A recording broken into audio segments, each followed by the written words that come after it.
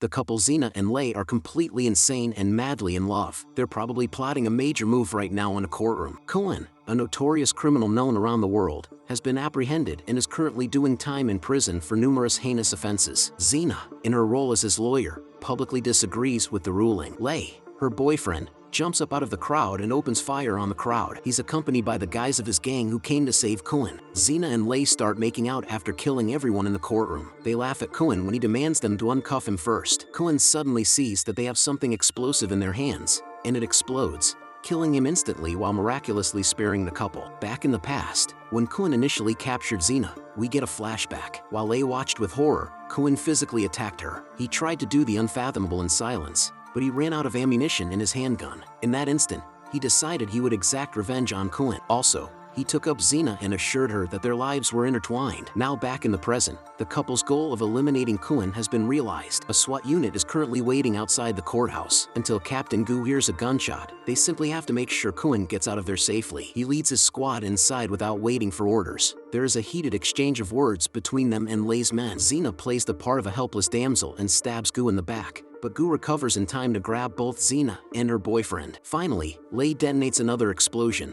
which not only ends his life but also leaves Gu permanently blind. Meanwhile, Xena sobs over her boyfriend's body. As she is being taken into custody, she makes a vengeful promise to eliminate all of Gu's loved ones as punishment for his death. After this point, Gu is given the devastating news that he will be blind forever. His daughter and his brother-like friend Yen are all he has left. They assist him as much as they can, but Gu still has nightmares about the incident. Since he is the only member of SWAT to emerge unscathed from the courtroom, the public holds him responsible for all the killings. He, too, loses his job as a result of public outcry. Gu goes insane for the first week and destroys everything in the house. In most cases, his daughter Sia is the sole reason he is able to function normally at work and in social situations. Her playing the violin ends up being his only means of stress relief. The passing of time has allowed Gu to begin recovering. Now that he can no longer see, he is also putting effort into improving his hearing and other senses. He takes Sia by surprise one day by collecting a ball that was thrown his way. She decides to put his newfound ability to see without eyes to the test by throwing him a few balls. When Yen learns that Gu can sense his exact whereabouts, he is as astounded by his companion. 6 months later, Sia and Gu decide to attend a symphony competition in Manila.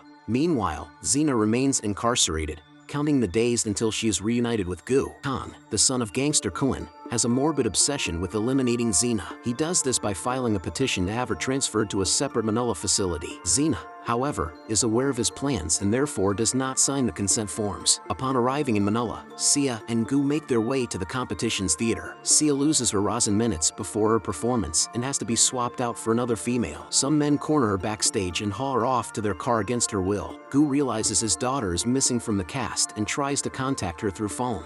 The only thing Gu can hear is her cries when she takes up the phone. He makes a mad dash to the parking lot, but arrives too late to catch the car. Then he hastily dials 911 to report the crime. Later that day, Gu learns that Sia's damaged body was discovered next to a river. She was doused in acid and abandoned to her death. Gu uses the victim's hand to verify her identity, but the corpse is not his daughter. Sia's fingers on her violin are heavily calloused from playing for almost a decade. There is nothing in his body to indicate that she is alive and well. The police officer does not believe Gu despite his explanations. Her identification card was discovered in her pocket, and he claims that this is sufficient proof to drop all charges against her. Gu becomes enraged and strikes the police officer, and the entire episode is captured on live TV. Meanwhile, Xena reads the headlines from behind bars and takes pleasure in Gu's misfortune. Once she learns that he is in Manila, she agrees to be transported to a prison there. The following scenario takes place on the journey to her new prison, where she is masked, chained, and surrounded by numerous guards. In the span of a minute,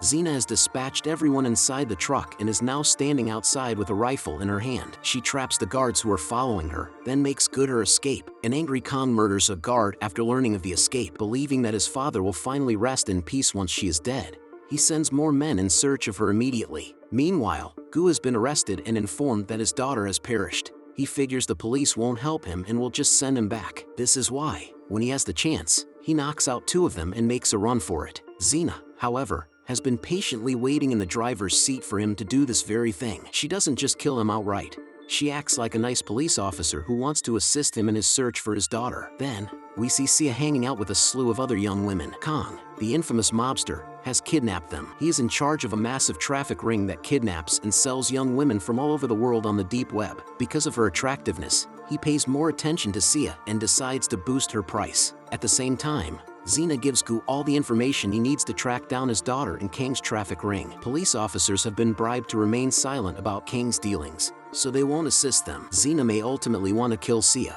but she's on Gu's side for the time being. They decide to use Xena as a lure to enter the facility housing the trafficked girls. Gu uses the girls' information to track down a local dealer who is willing to take her in and deliver her to an elderly woman. She is the impartial arbiter who makes sure the females are suitable for the clients. She thinks Xena is great, but she can see that Gu isn't being quite honest. Once Xena is safely inside, the woman pulls out a revolver and points it at Gu, but he uses his intuition to knock her out before she can fire. Then he comes up behind Xena and is trapped along with her. The live stream on the deep web has likely already begun. Many customers are in the audience, bidding on the females one by one. Sia delivers a gorgeous violin solo when it's her turn. Since Kong is selfish and wants to keep the girl all to himself, he cuts off the live feed, but she turns violent when he tries to touch her. Kong raises her price by 6 million yuan and vows to teach her a lesson tomorrow. Meanwhile, Xena is being held upside down by a chain, while Gu is restrained with a collar made of chains. Beth, Kang's partner, visits Xena to mock her and bring up the fact that Xena's boyfriend died. To get back at Xena for making fun of her, she is drowned till she passes out and then hauled back up. Gu frees himself from his handcuffs, but the thugs quickly overwhelm him.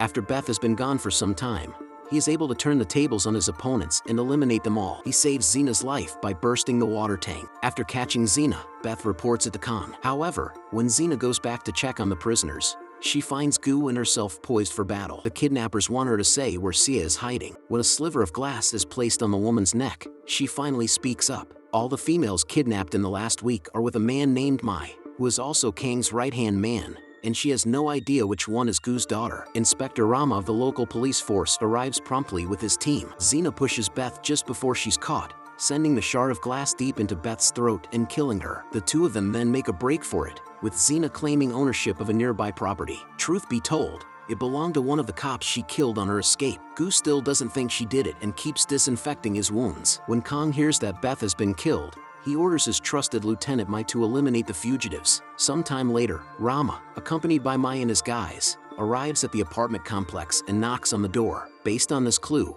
Gu places numerous traps throughout the home. When they try to break in, the gas cylinder explodes, killing half of the criminals. While Xena deals with the lesser foes, Mai attacks Gu. As death approaches, Gu uses the rope he strung from the window to escape. When he runs into Mai again, this time in the corridor, he ties him up in the elevator with the same rope. After torturing them, Mai takes them to the warehouse where the kidnapped girls are housed. Although they liberated many women, Sia was not one of them. This suggests that she has already been sold, or is waiting to be sold the next day at Kang's residence. Yin shows up at the police station and inquires about Rama's investigation. When Rama is uncooperative, he searches for his companion without any help.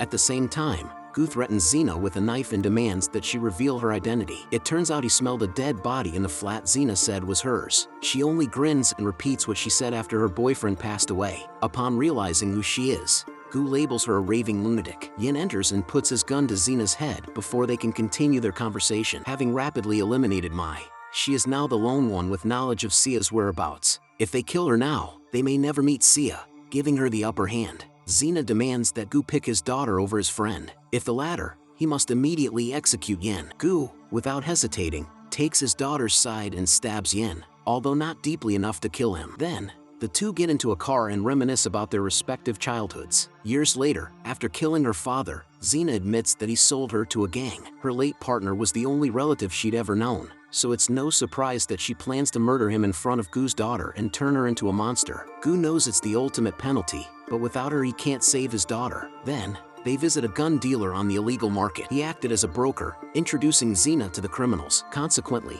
she murders him and then loots the bus for all its weapons and ammunition. Gu remembers to take the man's rubber balls. Sia is then taken outside to film the next episode of the dark web show. Sia responds to Kang's offer to stay with him or be sold to a stranger by saying her father is on his way to retrieve her. Suddenly, the truck smashes through the front door, and Xena begins shooting indiscriminately. The car shields her from the incoming fire, so she is safe. Amidst all the mayhem, Gu manages to throw a bouncing ball at Sia, letting her know he is there. She diligently guards the ball while she waits for him to take her home. When the two break into the house, the guards mistakenly go outside to battle them. They turn out the lights and then start picking off the guards one by one. Eventually, just Kang's attorney and Sia remain. The attorney leaves him as well, deciding that he would be better off dead. Kang resorts to using a time bomb on Sia as a last-ditch effort, but Xena kills him first with a gunshot. She then uses a chain to suspend Sia upside down. She figures Gu will be able to find and rescue her if she throws the ball at him. Gu successfully finds her after catching the ball. Also,